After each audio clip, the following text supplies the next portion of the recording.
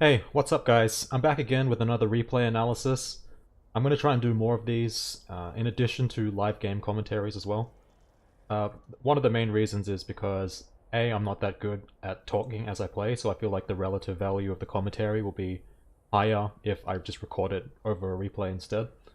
The other reason is because I played this game on stream the other day and I thought it was a really good game and I wanted to post it, but unfortunately it got broken up, the recording got broken up by technical difficulties, so I figured I'd just record it as a replay instead. It's a Kayle top lane game in gold elo on my Smurf, so around like gold 2, gold 1. I'm in placements right now. I believe I'm 4 and 1.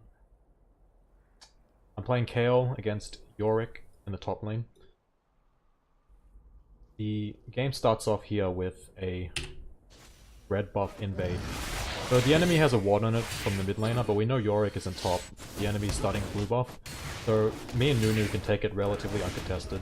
I leave it a little bit early because I don't want him to miss smite or miss consume and then rage at me if I steal it by accident, so we get that. Now, up until that point it's fine, but for whatever reason he comes top lane to gank at level 2. Well, he's level 2, we're level 1. But he doesn't take Snowball, he takes Blood Boil. So really he just runs up to him here like this. We have no CC, so it's pretty much the most useless gank in the universe. I think he ends up taking more damage than Yorick does overall, so I'm not sure that was a worthwhile use of his time. Especially because it's going to end up with him losing out on his clear speed relative to the enemy jungler. Because they know that we took the red buff, right? So if he's smart, he clears his camp and goes straight to the red here right now. So yeah, I mean, it helped me a little bit, I guess, because it blew, what, 1 or 2 charges of the corrupting potion, so 1 charge. But it's not a game changer for me. Like, I'm already a little bit down because I had to leash, so I couldn't get lane priority and push in the wave like I normally would. It's fine though, because Yorick can't really punish you in the early game anyway, and mostly pokes you out a little bit. The key is obviously to dodge his dirt toss thing. I don't know what it's called, the ability's called, but that's the gist of it, right? Dodge the kill shot and then the cools. So basically what I'm doing is, instead of pushing early, I'm just letting him push into me and making sure I last hit everything. I'm ahead right now, we're 10 CS each, but I have this nice juicy wave to pick up. And my goal isn't to push it out too hard, I kind of just want to trim it a little bit, right? So, because I know he's going to come back and hit the minions anyway, so I trim it so it doesn't have too many minions crashing into me that will cause it to become difficult to control. Ideally, I want to keep the wave right here outside the turret. If it gets pushed under, it's not the end of the world, but it just makes it a little bit harder to last hit. So if you can control the amount of minions crashing, it's ideal. Anyway, it ends up happening anyway, but no biggie. I managed to pick up most of those minions, and as of the first 3 waves, I'm up 5 CS, which is nice. It's about 1 wave ahead in gold. Part of it's due to the Nunu gank, but part of it's also just because he's not very good at CS. And I feel like I did a pretty good job. That mastery spam is really annoying. I didn't know you could use it so often. Did they change that recently? I don't know. I just muted him a few minutes into the game. I'm not sure if the mute carries through the replay, so we might be subjected to his annoying mastery spam. Yeah, so that right there, it's not good to get pinned by his cage and get hit by the skill shot, so that's my bad, but my mechanics are really terrible, so I get hit by that way more often than I should. If you're good, you can just juke it and then avoid all the damage and it's really a high threat matchup. And really the goal of this matchup, you can win, but it doesn't really matter either way because you're going to outscale it really hard. By the time you get to 2 items, you'll just absolutely maul him whether he cages you or not. But in the early game, just focus on farming up. If I have jungle pressure, we can make some plays, but for now, I'm not too concerned about that. I just want to get every single CS that I can and lay on the poke. For you. Obviously while trying to avoid it yourself. Yeah, again, I get hit by that thing, which is not good. So one trick that you should do when he tries to cage you is to use your speed boost, right? And then you can use it to get that little extra kick to escape the radius of the cage. But I didn't do that. I should have, but again, it's not the end of the world. Like, he's getting the poke damage, but I have the wave in the superior position, and I'm getting all of CS, so overall, it's still a win for us, I'd say. But as you see, even though I'm getting poked out a lot, the wave is perpetually in a good position for me, you know? And that's like the third straight time I've been hit by his thing, and I'm up 10 CS or 9 CS, right? But the wave is still in a really good spot, which normally if it was in a bad spot, with this low health, I would have to back. But as it is, I stay here and I greed, because I need a little bit more gold to get a better back. So one really important concept in League of Legends, in terms of recall timing, obviously the most important thing is the position of the wave. So if you're backing, ideally you want to back it in a crashed wave or a bouncing wave, right? We'll get into that a little bit later.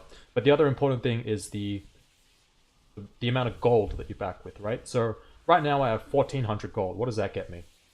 Well, one of the most important buys in this matchup, I would say, is the Berserker Greaves. That is, you know, level tier 2 boots. It'll help you with juking, it'll help you escape the cage, and it's really cost-efficient attack speed and movement speed. So it's usually Kayle's best early game power spike. And obviously when you're actually in a fight, it'll give you that extra move speed that you need to keep up and chase people down or kite them away, right? So we want the Berserker Greaves. Let's say that's an assumption that we have. We want Berserker Greaves, okay, so that's 1100 gold. That leaves us with 330 gold. Now we can buy a dagger there, or we can wait another 10 seconds and get a Dark Seal. But if we do that, we already used up all our potions, that means we can't get a refillable. Or a Control Ward in this case. So how much gold do we need to get an ideal buy? Well, even another, say, 150 gold, 200 gold would be really good, like dagger and refill or Dark Seal refill. Another option would be Amp Tome refill if you get a little bit more.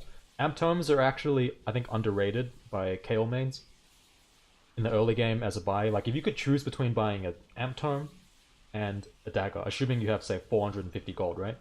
It's almost always better to get the Amp Tome. One of the reasons is because it's good to make use of every single unit of gold that you possess in your inventory, right?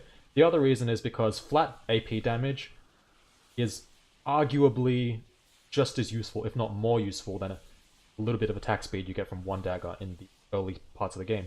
The reason is because a lot of the time, you're not going to be chaining like 5 auto attacks together. You might get like 1 auto attack or drop a Q auto and then, you know, retreat.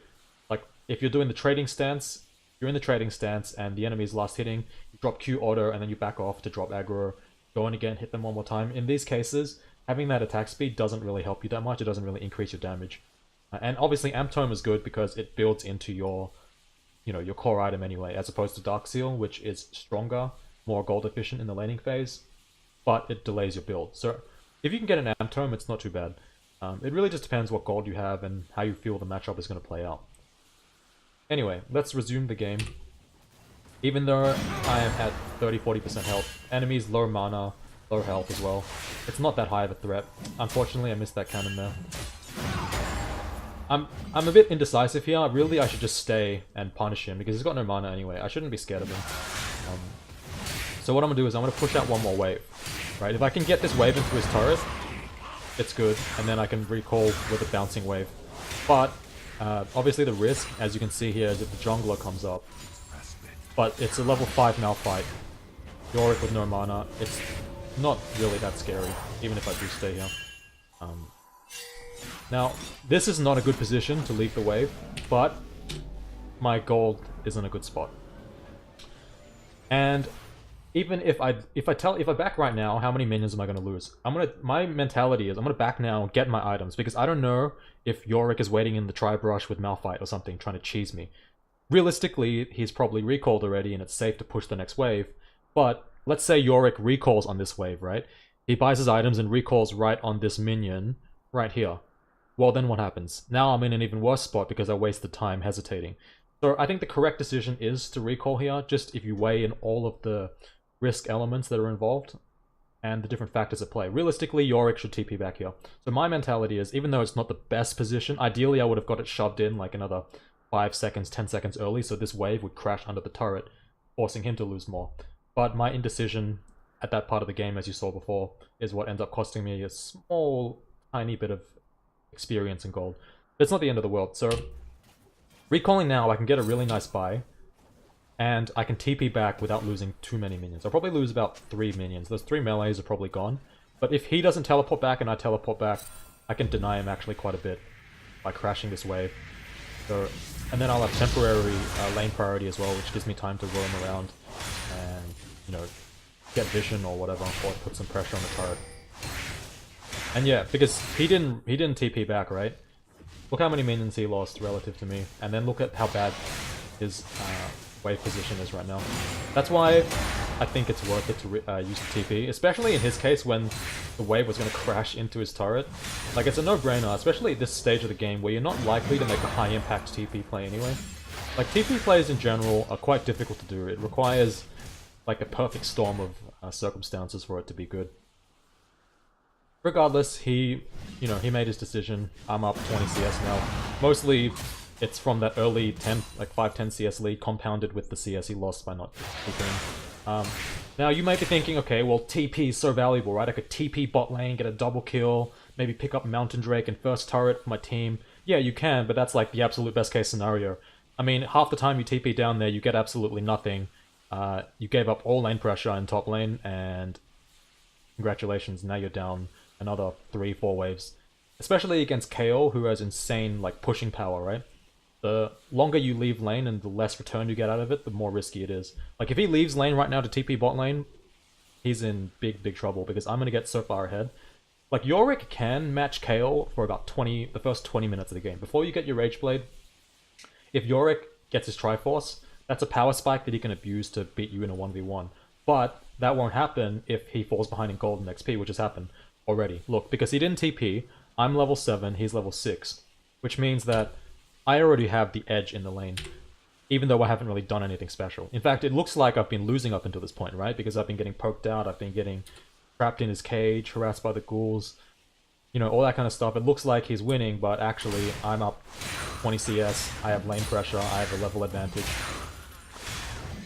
So let's see what happens here. Like, it's going to be really difficult for him to capitalize on anything with that teleport. I mean, by the time it may even be that by the time he does get the opportunity to do that, my TP will be back up again, meaning it was completely wasted for not using it in the first place. Now, he makes a big mistake here by ignoring my damage, right? The Nunu goes in, I drop ulti on him to protect him from those tower shots, it'll keep him healthy, and what that will allow us to do is pressure him off this next wave, right? So, there's two choices here. We can stay here and get this turret, or he backed in a really greedy place and he didn't respond until I was this close, right? Which gives me an opportunity to make a play on him, and we know that he's got no flash.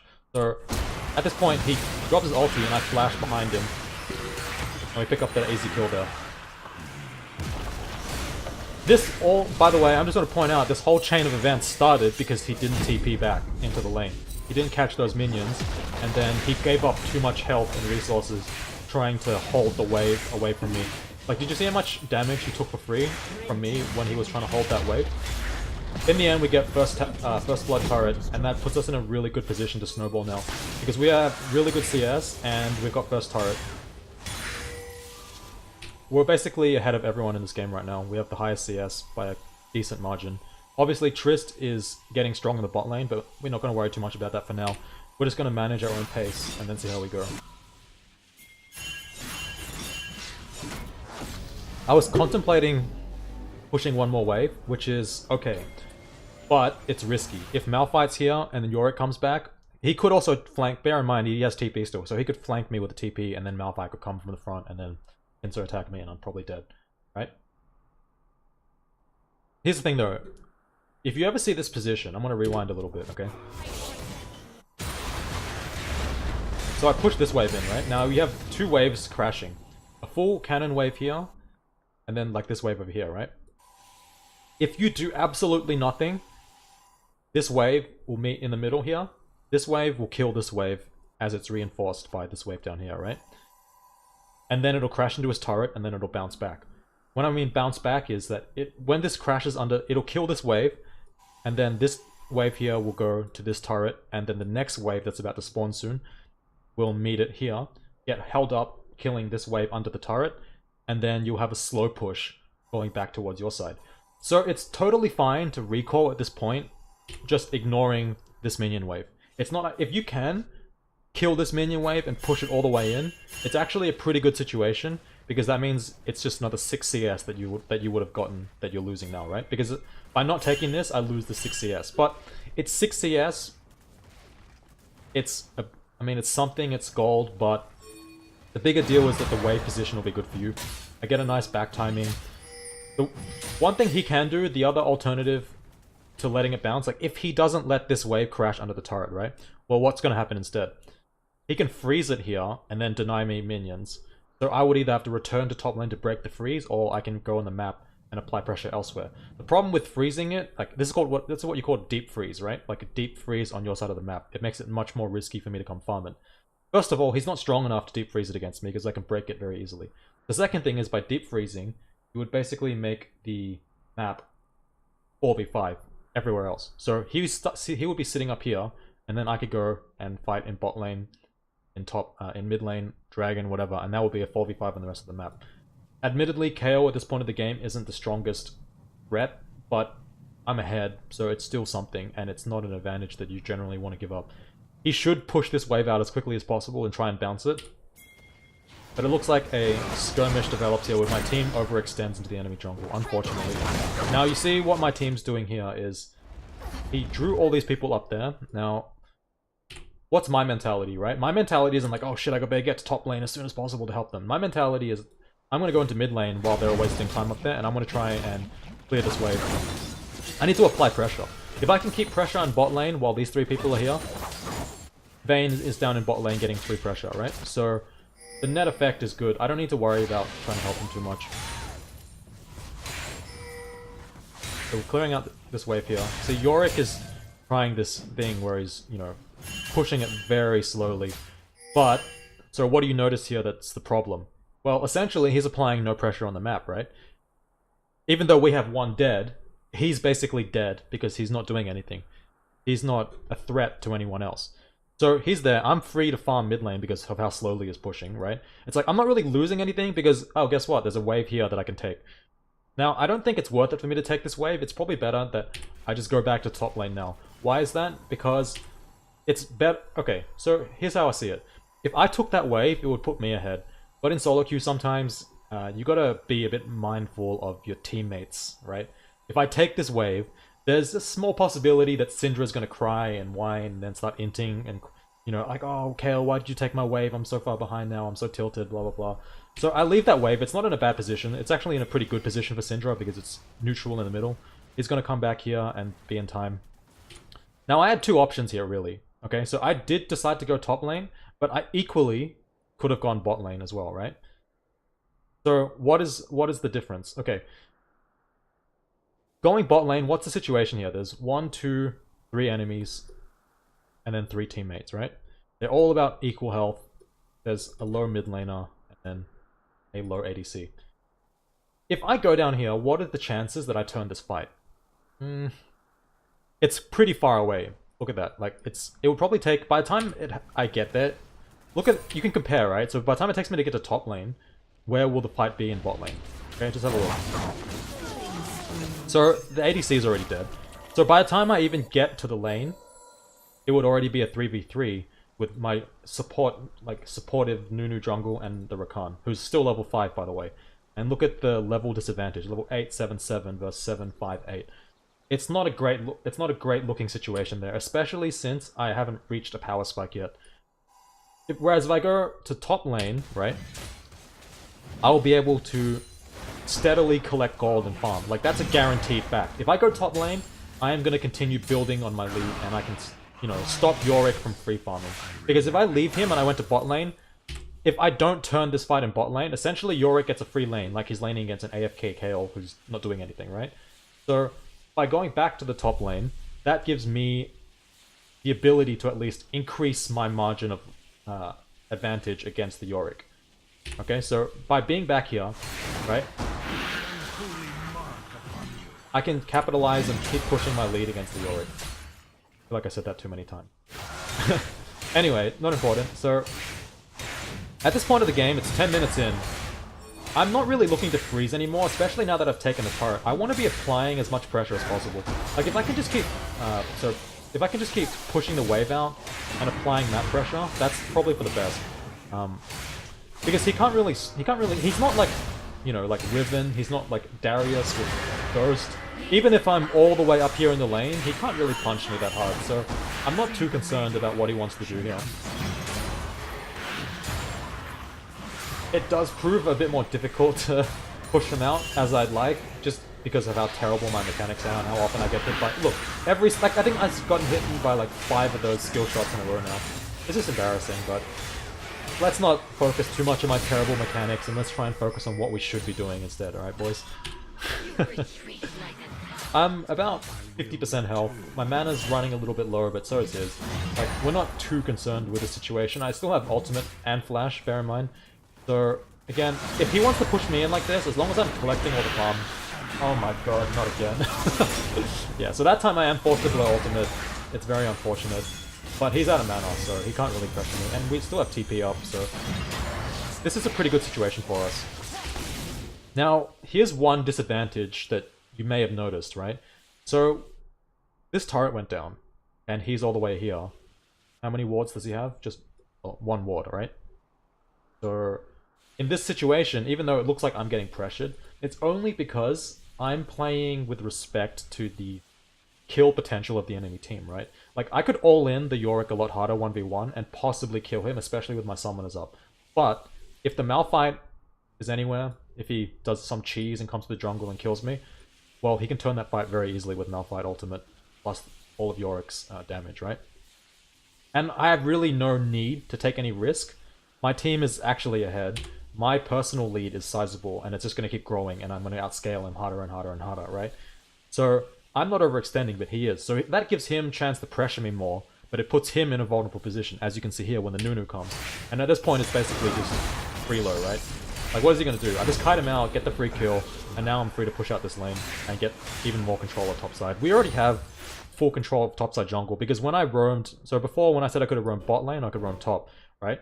The first thing I did is I didn't go straight to the minion wave. I went back here, and I put this pink ward. In addition to the pink ward that my Nunu placed here, we now have almost full vision control of their jungle. Like, if someone walks through their topside jungle, we're more or less going to know where they are, right? And then once we got this turret, and I keep pushing this wave in, it's going to make it really difficult for the enemy team to actually contest anything in their topside, right? And at this point, I'm hitting my power spike. I've got 1600 gold. As soon as I back, I'll be able to get Nashes. I know Yorick's dead, and this is the exact same situation as before, right? 2 minion waves about to crash right here with a reinforcing wave coming like that, right? This is another situation where this wave is going to get killed by this wave, and then it's going to bounce on the turret and then slow push back to me. Now, I could leave this one, and it would be completely fine. You would lose 6 CS, or maybe 7 or 8 CS, but you would be completely safe, and the wave is still in a really good position for you. But because I know it's relatively safe, like I said, full vision control of topside jungle, enemy Yorick is dead. I'm going to greed for this one. I push one more, and that'll actually deny him some more creeps as well by pushing it into his turret. So if you can do this, if you can risk clearing that wave, at this point it's not much of a risk, right? But if you can do that, not only do you get the extra 6 minions, you deny the 6 minions here as well, right? So the net effect, the net benefit to you by clearing that wave, if it's safe, is 12 minions overall. Okay, now, have a look here. This is a really important situation. Because this wave is meeting this wave this deep in the lane, right? And because it's so close to the turret, this is a wave that's gonna slow push to my side of the map. If it stays unattended, it's gonna slow push here. Okay, so this is what I mean by unattended. Neither Yorick or I hit this wave.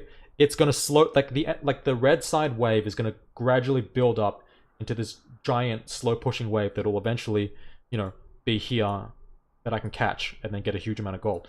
So Yorick TP's here, and understanding the position of the wave, it is a really beneficial situation for me to match his teleport. Okay, so let's have a look at the situation in bot lane, alright? It looks like a pretty bad fight for us. We get a kill, we trade kills, ADCs kill each other. Yorick is here, my Nunu's here, my Syndra's coming down. The enemy jungler is still in mid lane, right? If I TP in here, it'll be a 4v3. And I have my power spike. Yorick has just a bunch of useless components. So it's actually a really good fight. It's a 4v3 fight that I can turn with this teleport here. The enemy's wave is slow pushing. And I want you to bear this in mind. I'll show you what happens in a few minutes after the fight. What happens at the top lane and how much gold and XP advantage I get from not even doing anything, okay? So let's unpause. So I unpause here. My teleport comes in. I could have TP'd maybe, you know, a bit earlier, but I wanted to back first and get my item. And I did spend a bit of time like thinking in the fountain, but either way, the TP comes in. Now we have turned the fight, right? So it's 4v5, we're chasing them down. I drop the Q. We get the kill. I ulti Syndra just for good measure. It might have been a bit preemptive. I regret it. Because I don't think he would have died anyway. He was a bit out of range. Unfortunately, the Talia has barrier there, so I don't manage to get that kill. Now, one thing I want to point out is that I didn't notice this Malphite flanking, actually. Not at all. This is going to sound like an excuse, but actually, this was on stream, right? I played this game on stream, and we had some technical difficulties. I don't want to make any excuses. There were some technical difficulties, but at the same time, I should have been paying attention. I'm just completely blind to this Malphite coming up behind us here. So, what should we have done in this situation, okay? Before I show you what actually happens. The Talia's there with no HP. Realistically, we can fan out, so we spread out the three of us so he can't ulti us in one big clump, right?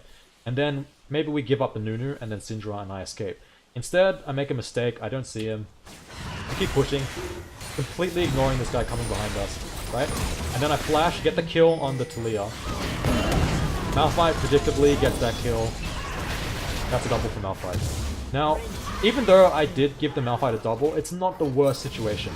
On the balance of things, like, I look at that as me giving 1 kill for myself versus 2 kills for Malphite. What's more valuable? Well, it's hard to say, because if the Malphite's good, he can become a problem.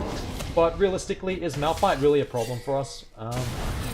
I would rather have the 1 kill on me as well, but it would be good if we didn't just randomly give him 3 kills there. Luckily, he's not a very good player, so I don't think it's going to amount to anything.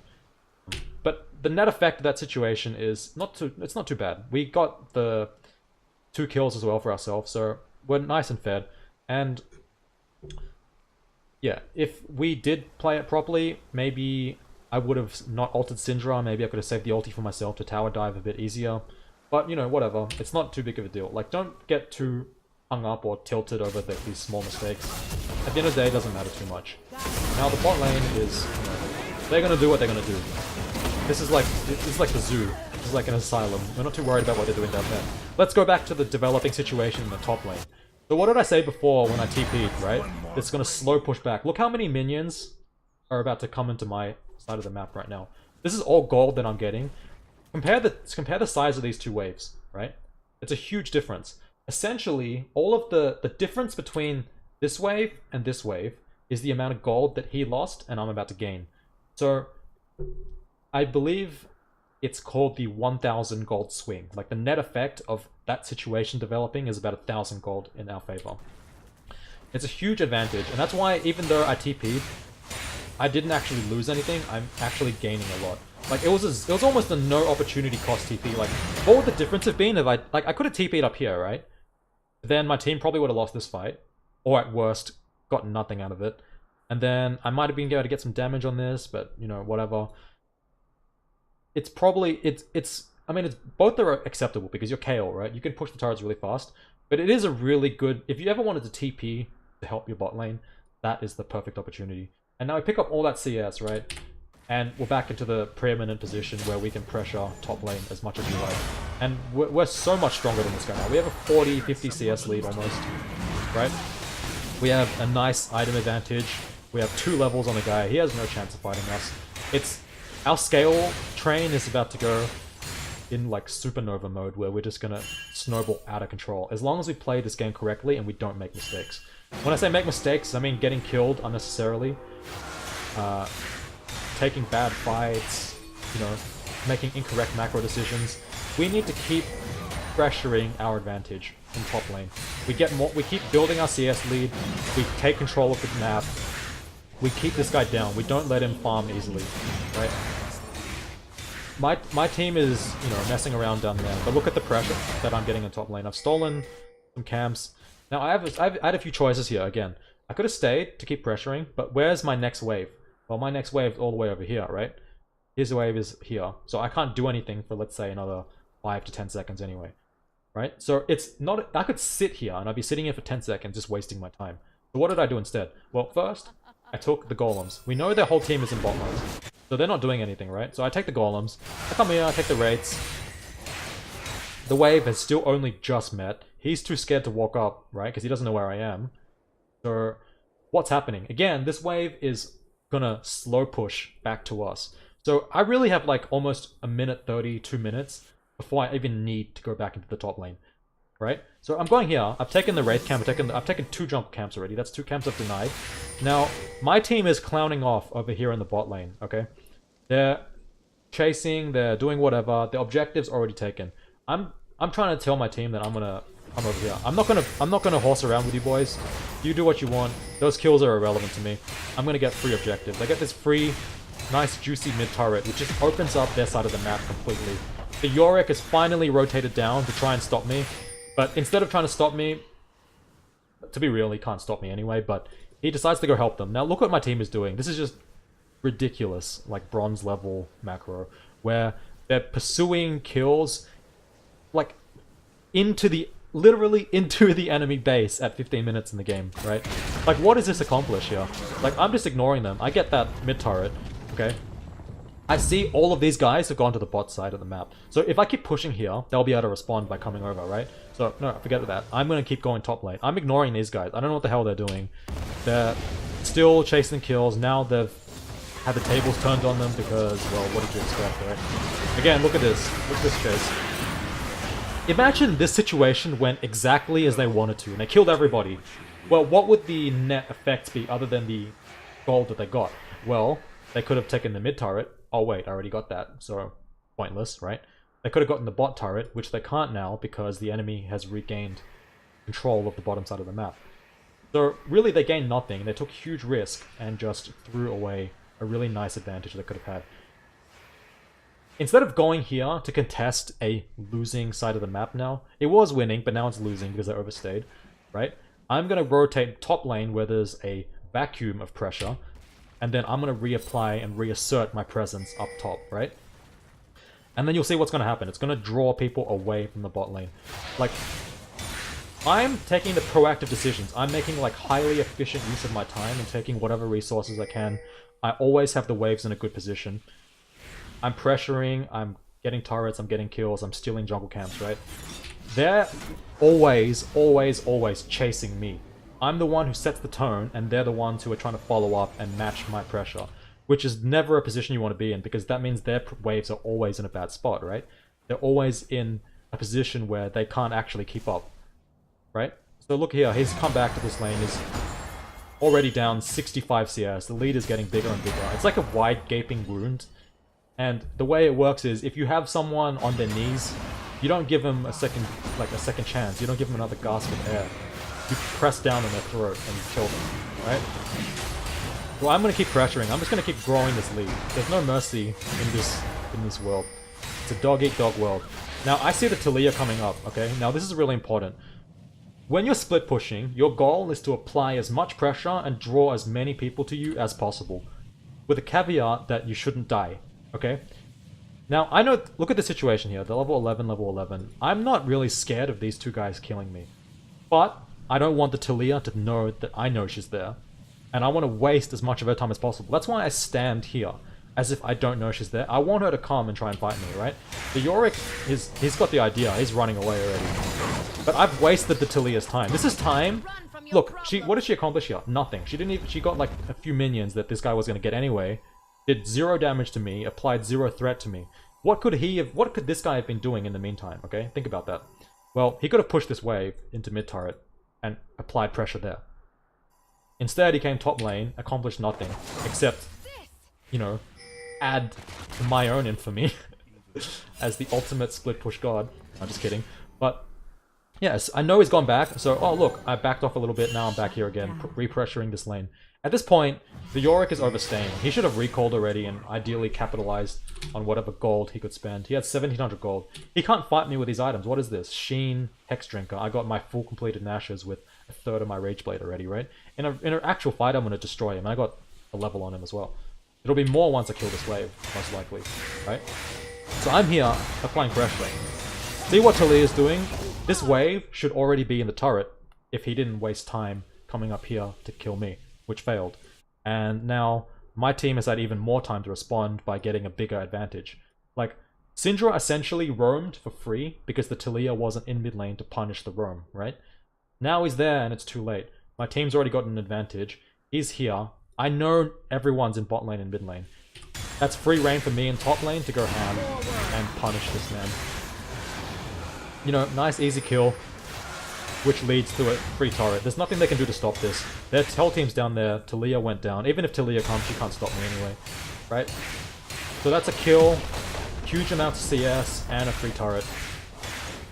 All just from really simple decision making that anyone can do, really. It's not very complicated. Now it's time to bank our advantage, but I know the red buff is up, because like I said, we have full control of the jungle, right? And I know the enemy team isn't in position to contest. Malphite's so low.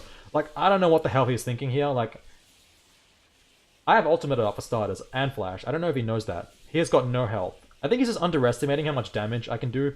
He's probably like, yeah, I'm 6'1", I'm really strong, but dude, you're not strong. I got 3,000 more gold than you, and I don't even need to spend it. You have no health. This is just really brain-dead play by the Malphite. So he gives me a free kill.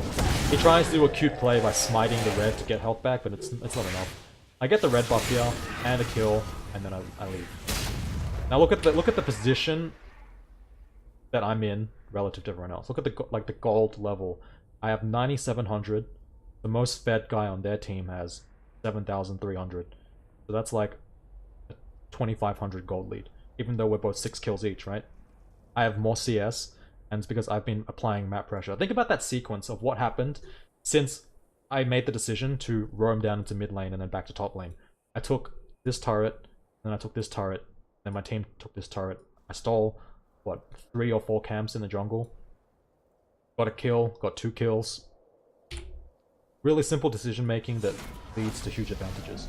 Now what I could have done here is I could have taken the Rift, but to be honest, it's not really that useful as Kayle. I'm going to be split pushing anyway. I'd melt turrets within the span of 1 wave, and I have my Rageblade Nash's combo with, you know, 2 Void Staff components at 19 minutes. This game is basically over. And you know what? At this point of the game, you're in the position to 1v9 carry.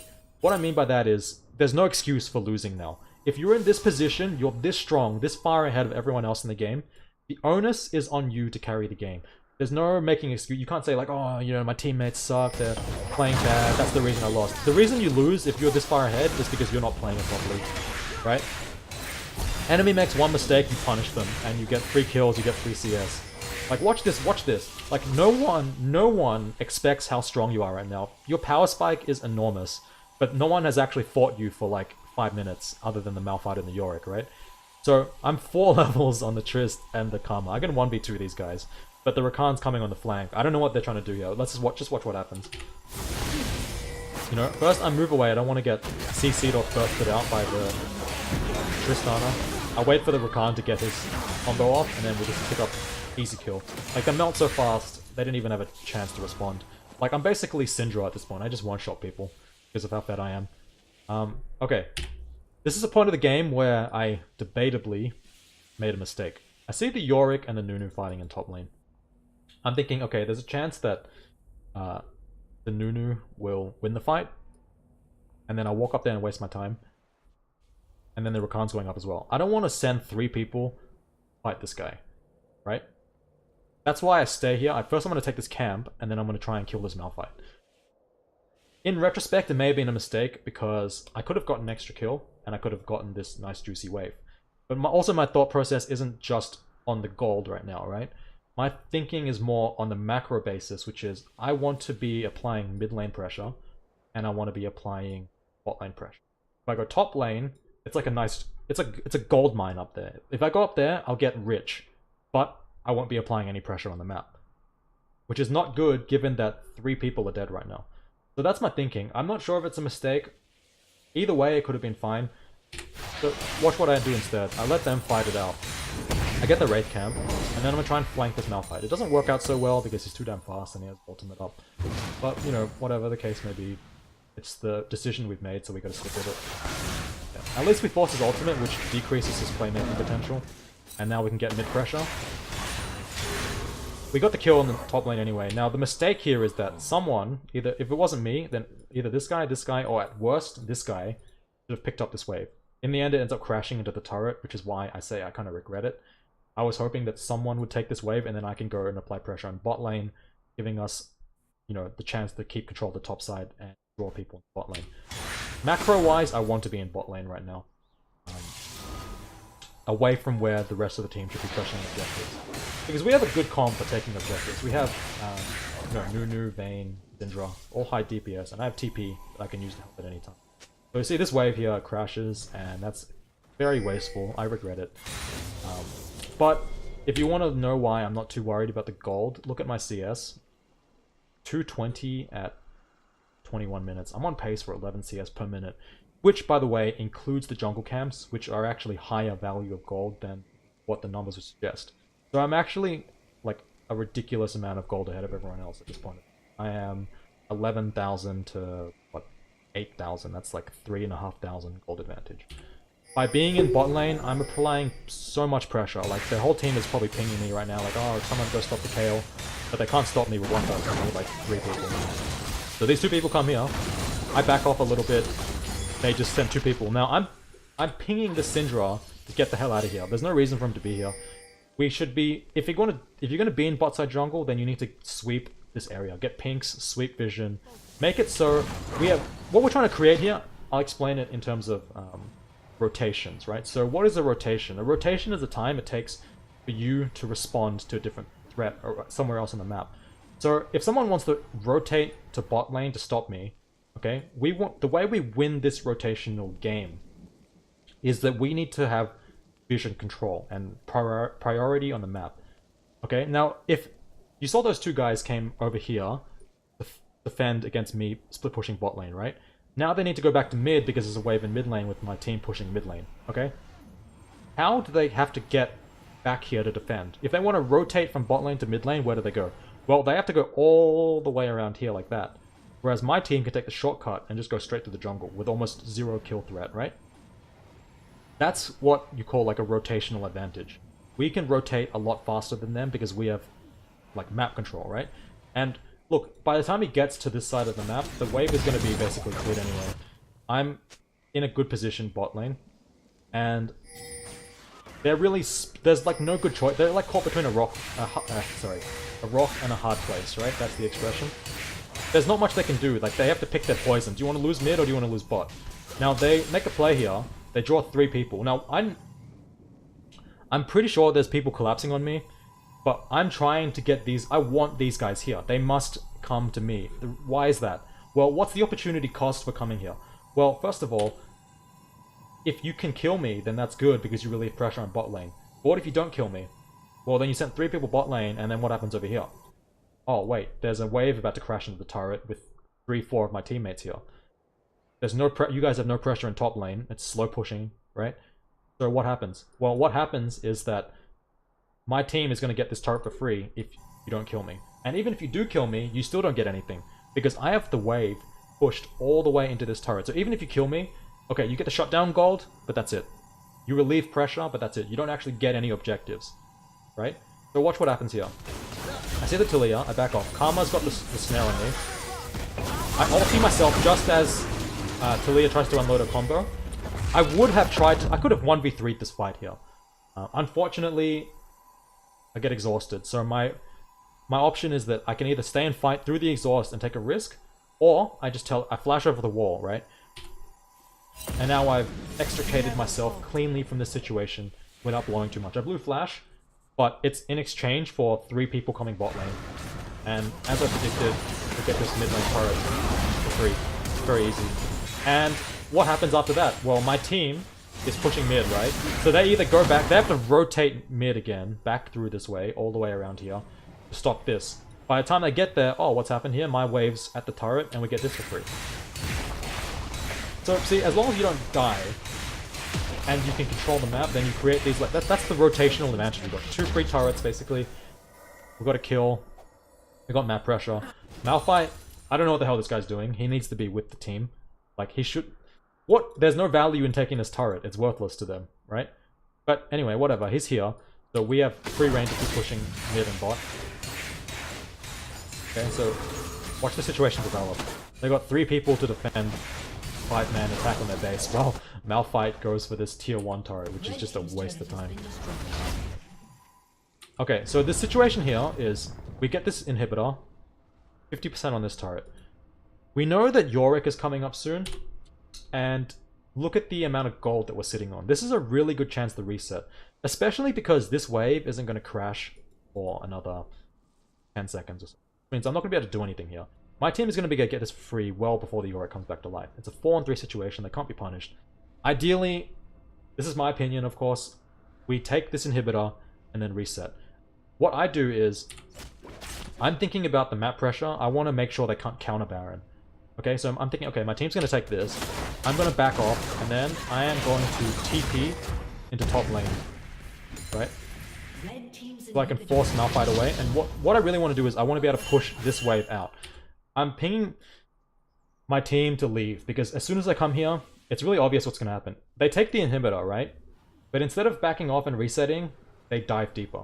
This is with 3,000 gold on Vayne, 1,800 on the support, and then 2,200 combined on Nunu and Syndra. It's not a good time to fight, because that's essentially your entire gold margin. Yorick's back, you got, you know, your cooldowns, depending on what you used the last fight, may not be up again. And they have home guards, it's 22 minutes. It's a very risky situation, given that the Malphite can flank. Now, why did I TP here? Because my team should have reset, right? They should have reset here. They should all be back in the base right now, buying items, whatever. I push this wave out. We still have control of topside jungle. They can't Baron. That's the idea. Instead, look what happens, okay? So, I'm in top lane. I've stopped him from taking this, which, again, wasn't my primary objective, but it's something. Okay? It's just a little bit extra global goal we deny them. But because they're overextending, it gives them a chance to get flanked, which is what happens here. So, Syndra dies. Unfortunately. My team is losing mid pressure. But consider what happens now, okay? Because I push this wave in, we have, once again, we have pressure in the top side of the map, which makes it a lot harder for them to Baron, okay?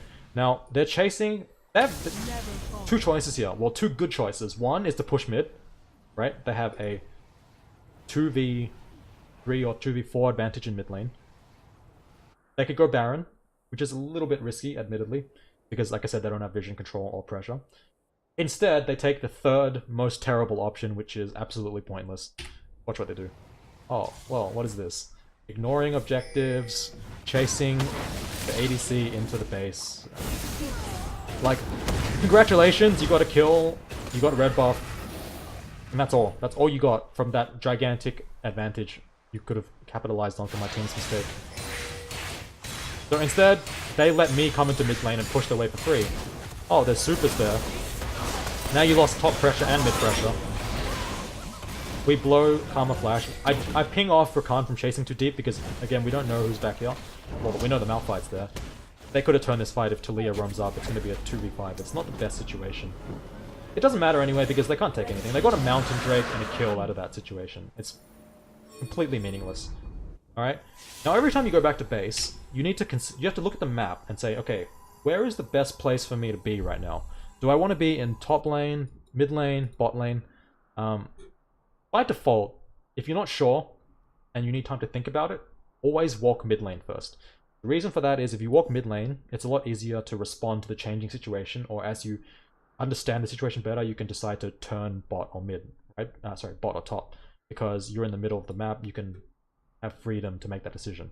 But ideally, you should know where you want to go. Now, where do I want to go at this point of the game? We know they're all on the bot side, okay? They're low, they've spent all their cooldowns, chasing kills, you know, getting dragon, red buff, whatever. That's whatever. That means they all have to recall. So is there Baron pressure?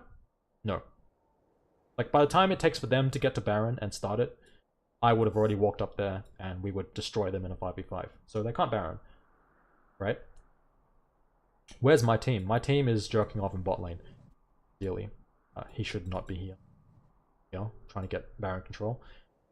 What I want to do is, I'm thinking, where can I go on the map? First of all, where do I get gold? Where do I get farm? Oh, look. Nice juicy wave down here. Even better, bot lane is where I want to be to apply split push pressure on the opposite side of the map to where the key objective is. In which case, sorry, in this case, that would be Baron. So I want to go into bot lane, right? So you see here, I'm deciding where I want to go. You want to make it. You want to decide pretty quickly. The longer it takes you to decide, the more time you waste. By going bot lane here, by the time they recall and get back to Baron, my wave will be here. which means that they have to choose between Baron or losing their base. Okay, and I'm Kayle with 4 items here, right? I got Hurricane, Void Staff, Ashes, Rage Blade. Okay. It's a very tricky decision because with 6 minions, I can take the whole base. That's no exaggeration. Like, with 6 minions, I will take this, and probably both of these turrets as well. Pretty easily, even. So they're gonna have to send, like, 3 people to stop me. Now, you see, look, I'm already this far up into the map, right? They're not even at Baron. They don't have vision control of Baron. My team is setting up around Baron, or they should be. Nunu, no idea what this guy's doing. I believe at this point of the game, he starts trolling, I think. He gets upset about something and starts trolling. Not important. I don't even need Nunu anymore. I don't need these idiots. Okay, I'm sorry, not idiots, but you know, my wonderful teammates over here on bot side, they can do whatever they want. I can basically 1v9 this game. Like, even if they were bots, I'd probably win at this point. Okay, that's a bit of an exaggeration, but it's not too far away. You'll see what I mean. Okay, so now they're gonna have to respond. Ideally, what should be happening is we need to see where like, if you have a split push scenario like this, you want to see how they respond. If they send all 5 people to Baron, you don't want to force Baron, because you don't have to. 5 people bot lane means I'm uncontested in bot lane. Sorry, 5 people at Baron means I'm uncontested in bot lane and I'm free to take this. Now you're gonna see how fast I take this. They're fighting over here. When my team is chasing into them, again, they shouldn't be, right? But not important. We don't know where they are, but they're fine to do whatever they want. I'm not gonna come. I'm just gonna stay here. Look, I got 2 minions. Oh yeah, look at that. 2 minions and the turret's gone. Now I know that their whole team's coming up because they're walking past my minions. We got control of the map. I see them coming, okay? Now what's my goal? Split push, draw pressure top lane, don't die. They gotta come with 3 people to defend this, otherwise I take a free inhibitor. That's the sign for my team to go to Baron, okay? What ends up happening instead? I back off because I don't want to die. That's the important thing. I need to stay about right here. Ready to re-engage and re-pressure as soon as I see them leave, but not so close that I get killed and like caught out, right?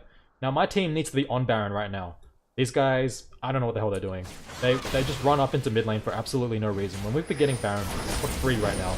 We got Vayne, we got Nunu, we got Syndra. That's like a free Baron.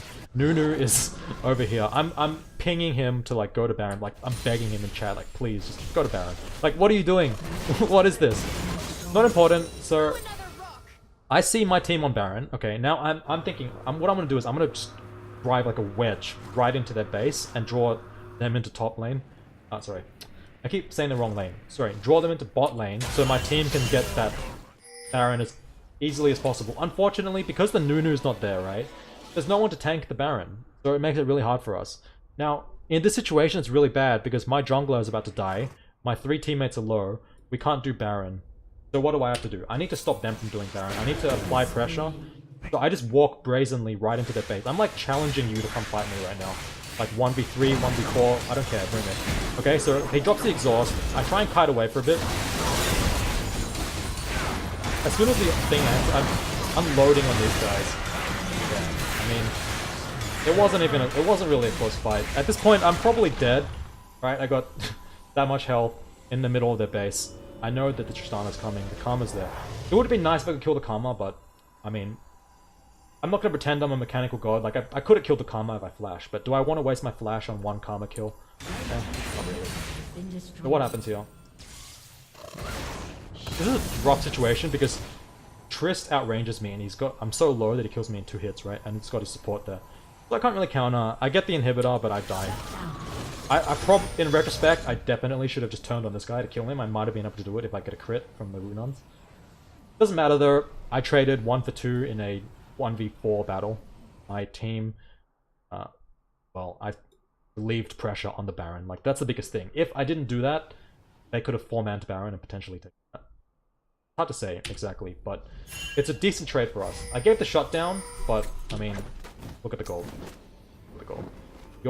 The 450 team gold is really meaningless at this point. All we gotta do now is reset. We have an even bigger advantage. I don't even need to split push anymore. Why is that? We have 2 inhibitors. We just wait for the super minions to push in. As soon as people show bot lane, we 5-man this. Take it. We got Vayne. We got Kayle. I got, what? 4 items, plus Needless Large Rod and Elixir. If I don't, I should be buying Elixir. In any case, I don't even think my team needs to wait for me at this point. They should just be going to Baron. But you saw the Nunu. He's like, at this point, he's typing in all chat. He's flaming us. He's being toxic. I don't know. I don't know why. I don't know exactly what we did to offend him, but he got very upset. Anyway, finally, at long last, my team has gone onto the Baron. We get it for free. And at this point, the game, like I said this before, the game's already been over. Like it's been in the palm of my hand this whole time. Secure the Baron. I'm coming up mid lane. Okay, so what's the situation on the map? Do we want to reset? Not really, because we just bought everything. It's not like a situation where we won a long, arduous fight and then managed to like scrape Baron up with the last remnants of our energy. No, we have full health, full like all cooldowns available. Everything's good. Not a lot of gold unspent. So let's time to pressure the map. Now, what my team should be doing here is they're making a. First of all, we should get control of the top lane. But that begins by pushing this wave out. My team should be pushing this wave out and then establishing vision control of this. Admittedly, that's probably a little bit high level for them to understand because we're just in Goldie low at this point. Not important. What I want to do is, I'm going to go into mid lane and I'm going to try and escort this wave into their base. Now, like, what, like, come on, what is that? He's just trolling at this point, but like I said, he could be a Nunu bot and it wouldn't matter. He has no impact on the game. My team really needs to be going here. Now, I tell you what, I'll explain what I mean by escorting the minion wave, okay? Basically, I don't want the enemy team walking this far out to clear this, right? Because if the earlier they clear this wave, then the more pressure that they get on the map, and that's not something I want. I want them to be sitting inside their base, unable to contest our push here. So I'm going to sit here and escort this wave into their base, right? Because minions essentially give you vision control. They're like little moving wards on the map that if you have them alive, they will apply pressure. So what I did here is I cleared those three, so this is going to slow push in. My team is in top lane, about to pressure this. So I'm going to walk into this base and take this open inhibitor. Or at least pressure it.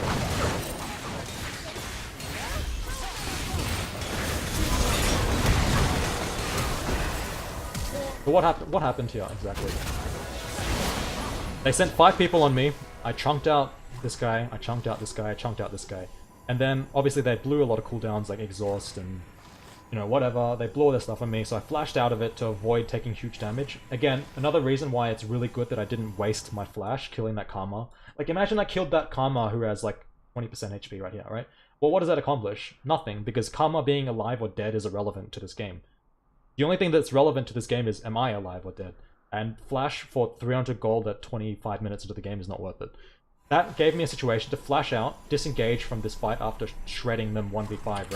My Rakan gets back in there nicely, gets a pick, I burst down the Tristana, and then this point is the game is over, right? But yeah, ideally by coming in here and drawing 5 members to the inhibitor, that gives my 4-man team over here free reign to push and get this free turret. But as it turns out, we got a nice pick, and we ended the game from the mid lane. But yeah, that's generally why you want to be escorting things up there. Anyways.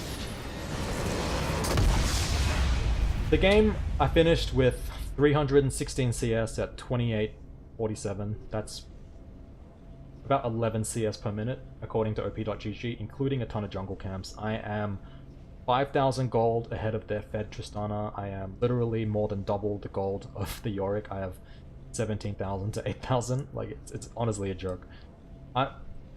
This is what you want to get. Like, basically, you're a raid boss, right? You're Kayle, the raid boss, split pushing, being a complete menace for the team. Like, they need like 50 people to come kill you, and they still can't do it. How do you get to this situation? Well, like I said, I explained my thought process throughout. You really just need to make smart macro decisions. Always think about how you can grow your lead while taking minimal risk.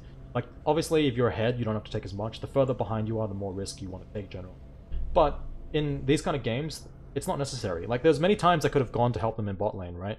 But I can also just go back top lane or, you know, go steal jungle camps, incrementally take turrets, and increase my lead that way. I'm outscaling this guy so hard. Even if I was even in gold with this guy, I'd be outscaling him. But as it is, I'm 17,000 gold ahead. How many turrets did I take in this game? Like 1, 2, 3, 4, 5. I helped my team take this one by applying pressure on bot lane. If you remember over here with the rotation thing. This one we got as a result of that play. So essentially, I'm almost you. I mean, obviously, I don't want to be like arrogant, but I almost single-handedly took every single turret on the map by myself, either directly or indirectly. It was through some result of a macro decision that I made, right? And the same thing with farming. Like this is a farm that you won't always get 11 CS, but if you might have not, like in an average game where I'm winning, I'll have like 9 CS, 9.5 CS, 10 CS, 10.3, 10.1, whatever. It doesn't matter. The point is like you have a huge advantage by getting this map gold. Like, can you imagine how many kills that 300 CS is? Forget about the kills. Just think about the CS advantage. 316 to 140. Like that's like almost like 3 flame horizons, right? Or 2 flame horizons. So the gold and experience advantage is gigantic. This guy's level 13, I'm level 18. What's the next highest level on the team? Like level 15 mid laner, 14 ADC, compared to level 18 Kayle, right? Now, XP is really important in this game. It's like a couple hundred gold worth of stats per level, not including the benefits you get from leveling up your skills. Like level 11, 16, you get an extra 0.5 seconds on your ultimate. When you're 5, 6 item Kayle, that's like a couple thousand. It could be over 1,000 DPS, like 3,000 DPS even. So it makes a big difference. But yeah, so that's the end of that game. Hopefully you guys enjoyed it.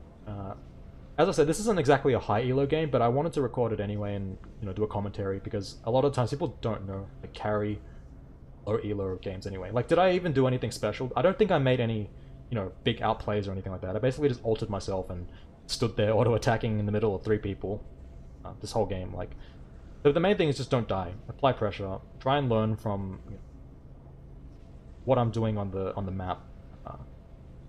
I mean, one thing I really want you guys to take away from this video, if anything, is that before you ever go anywhere or do anything, like think about like the pros and cons. Like, what's the cost-benefit analysis?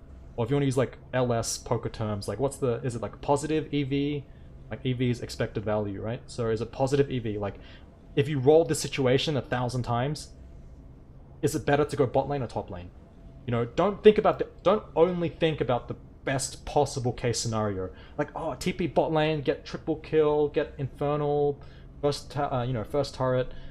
Like, that isn't that. If you get that 1 in 20 times, that isn't necessarily better than swinging like a 1,500 gold lead plus first turret in top lane, like 70% of the time. You know what I mean?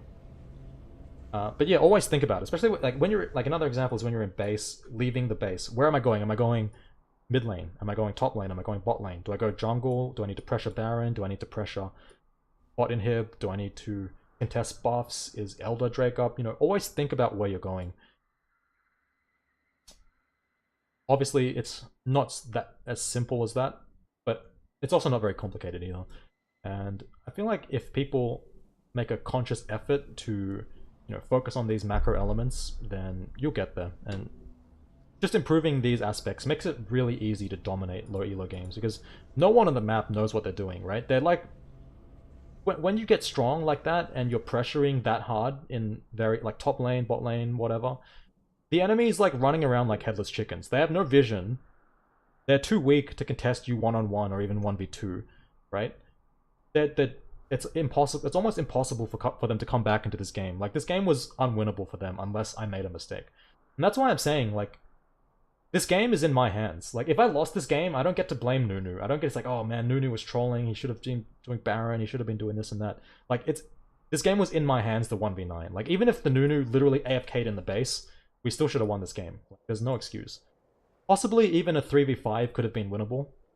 Not necessarily, but it's possible. Like, 3v5 is still possibly winnable when you're this far ahead. Like, think about how much DPS you're doing relative to everyone on the map. You're doing more DPS than 5 people on the team combined, essentially. So just think about that. And, like, obviously in the team fights, positioning is really important. A lot of the time, I got myself in a what looks like a bad position because I get like exhausted in the middle of the team. But I just ulti myself and then I flash away safely, and they just invested a ton of resources for nothing, essentially, right? It's different if imagine they're pushing in my base and then they kill me here and they have a wave pushing. Well, then they probably get this turret, then this hit, right? If I die here, what do they get? Probably nothing. Like, it's going to take them like so long to get this wave from here all the way to here that I'll have respawned by that time, and they get nothing out of that situation. Anyways, I think that's more or less all I have to talk about for this game. Hopefully you guys enjoyed it. If you have any comments or criticism, questions, whatever, you can either leave it in the YouTube comment section or you can contact me on Discord or Twitch, whatever. I'm happy to give any kind of feedback. I'd really like to know how I could improve these videos, or if there's anything that you liked or didn't like. Still learning, but hopefully I'll be posting a lot more content now because I've finally got my microphone set up properly. And yeah, obviously remember to subscribe to my YouTube channel and Twitch, like follow on Twitch if you want to see more of this content. Anyways, thanks for watching guys, see you next time.